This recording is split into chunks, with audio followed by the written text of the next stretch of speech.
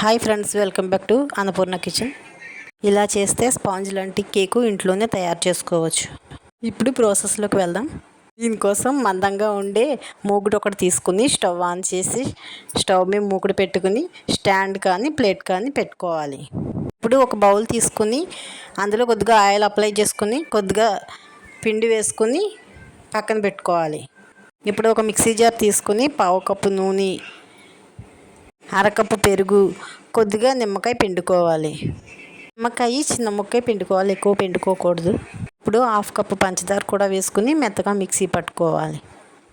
దీన్ని పక్కన పెట్టుకుని ఒక కప్పు మైదా పిండి తీసుకోవాలి.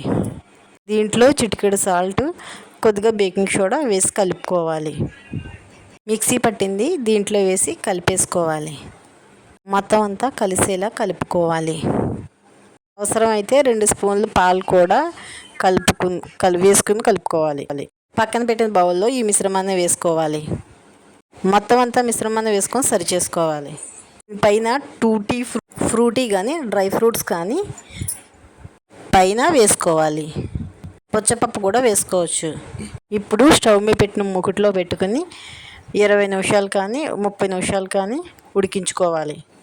25 నిమిషాల తర్వాత ఒక స్పూన్తో గుచ్చుకొని ఉడికిందో లేదో చూసుకోవాలి. తడేమీ లేకపోతే స్టవ్ ఆఫ్ చేసేసుకోవచ్చు. మూత పెట్టి కుక్ చేసుకోవాలి. ఇదంతా మీడియం ఫ్లేమ్లో పెట్టి చేసుకోవాలి. ఇలా సింపుల్గా ఇంట్లో స్పాంజ్ లాంటి కేకు ఇంట్లోనే చేసుకోవచ్చు. పిల్లల నుంచి పెద్దల దాకా ఎంతో ఇష్టంగా తింటారు. వీడియో కనుక మీకు నచ్చినట్లయితే లైక్ చేయండి, షేర్ చేయండి. మరిన్ని వీడియోస్ కోసం ఛానల్ని సబ్స్క్రైబ్ చేసుకోండి. పక్కనున్న బెల్ బటన్ నొక్కండి. నేను ఏ వీడియో పెట్టినా మీకు నోటిఫికేషన్ వస్తుంది.